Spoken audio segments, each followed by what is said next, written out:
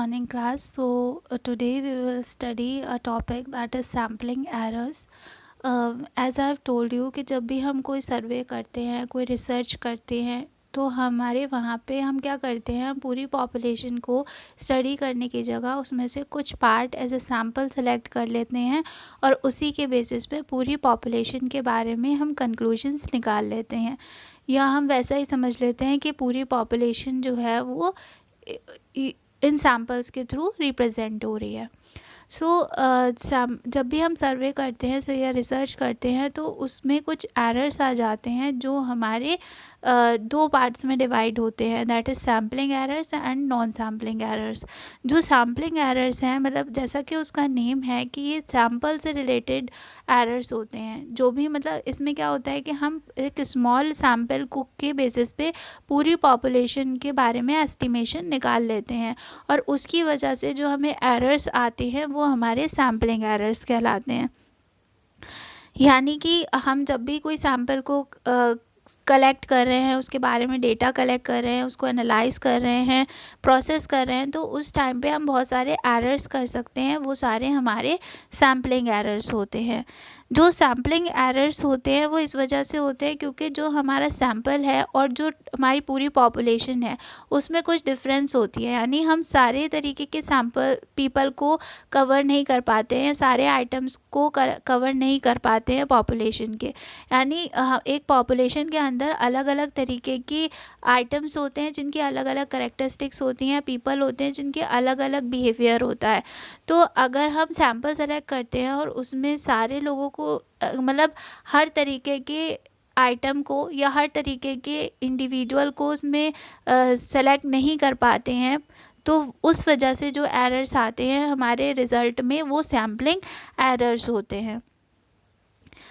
ठीक है, इस वजह से आते हैं क्योंकि जो रिसर्चर होता है वो एक स्मॉल सैम्पल पर डिपेंड करके वो पूरी ओवरऑल यूनिवर्स के बारे में कंक्लूजन्स ड्रॉ कर लेता है, उसकी करेक्टरिस्टिक्स के बारे में कंक्लूजन्स ड्रॉ कर लेता है। अब सैम्पलिंग एरर्स के कॉजेज़ क्या क्या होते हैं। First is faulty selection of sample.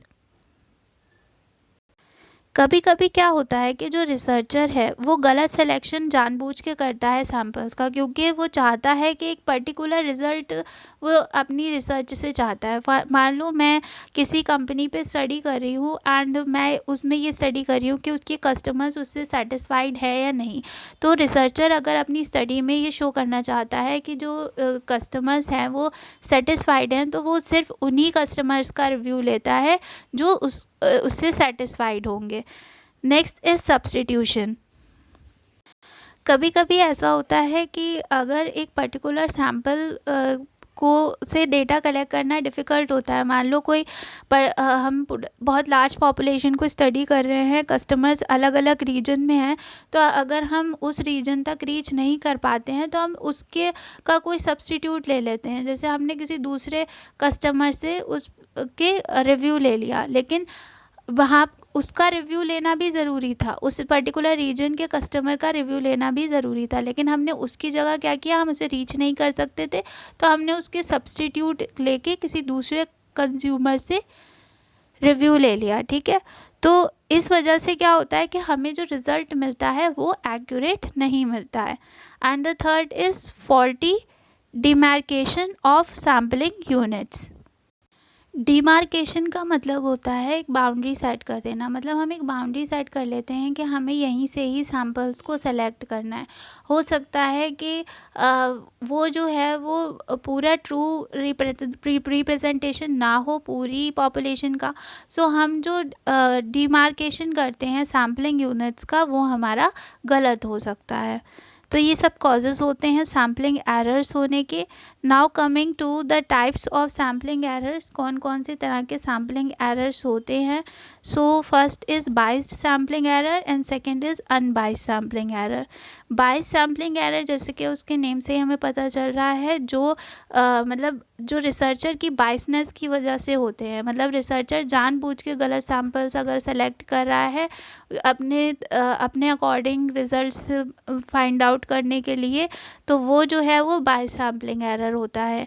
Unbiased sampling error कौन सा होता है कि मान लो रिसर्चर के ऊपर ये रेस्ट्रिक्शन है कि वो सारी चीज़ों को सेलेक्ट नहीं कर सकता है, वो सब चीज़ों को रीच नहीं कर सकता है, जितने भी सैम्पल्स हैं वो उन्हें रीच नहीं कर सकता है, या फिर वो जो है वो रैंडमली ही सेलेक्ट कर सकता है, तो वहाँ पे उसकी फ़ॉल्ट नहीं होती है। वो रैंडमली किसी को भी सेलेक्ट करेगा, हो सकता है वो सैम्पल उसका सही ना हो, या फिर वो रीच नहीं कर पा रहा है, तो वो उसकी मतलब उसकी फ़ॉल्ट नहीं है, वो जो है वो उस एक कंडीशन है जिसकी वजह से वो सारे सैम्पल्स को कलेक्ट नहीं कर पा रहा है, तो वो बाइस्ड नहीं है सैम्पल्स को कलेक्ट करने में, इसलिए ये अनबाइस्ड सैम्पलिंग एरर्स होते हैं।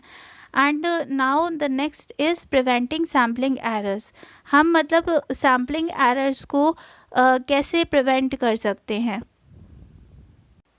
सैम्पलिंग एरर्स को रिड्यूस करने के लिए एक तो हम क्या कर सकते हैं, अपना सैम्पल साइज़ इंक्रीज़ कर सकते हैं। अगर हमारा सैम्पल साइज़ स्मॉल है और इस वजह से हमें जो कंक्लूजन्स मिल रहे हैं वो सही नहीं है, तो हम अपने सैम्पल साइज़ को बढ़ा सकते हैं, क्योंकि जो सैम्पल साइज़ के बढ़ने से जो हमारा सैम्पलिंग एरर होता है वो रिड्यूस हो जाता है।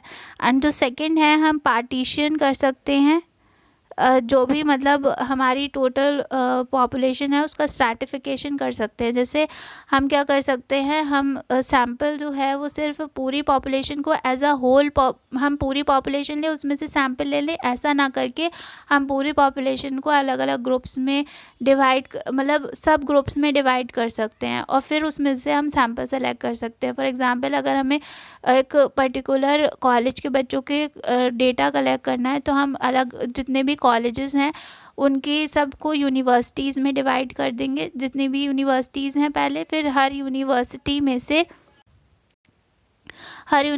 में से हम जो है हम हर यूनिवर्सिटी को कॉलेजेस में डिवाइड कर लेंगे, फिर कुछ कॉलेजेस को एज अ सैम्पल ले लेंगे, फिर हर कॉलेज को जो है अलग अलग डिपार्टमेंट में डिवाइड कर देंगे, फिर उनमें से कुछ डिपार्टमेंट्स को सैम्पल ले लेंगे, और फिर हर डिपार्टमेंट में जो से हम कुछ बच्चों को एज अ सैम्पल सेलेक्ट कर लेंगे। एंड इस तरीके से क्या होगा कि जो हमारा सैम्पल होगा वो ज़्यादा एक्यूरेट निकल कर आएगा। ओके, सो इस तरीके से हम जो सैम्पलिंग एरर्स हैं उनको रिड्यूस कर सकते हैं। So this was your topic. Thank you.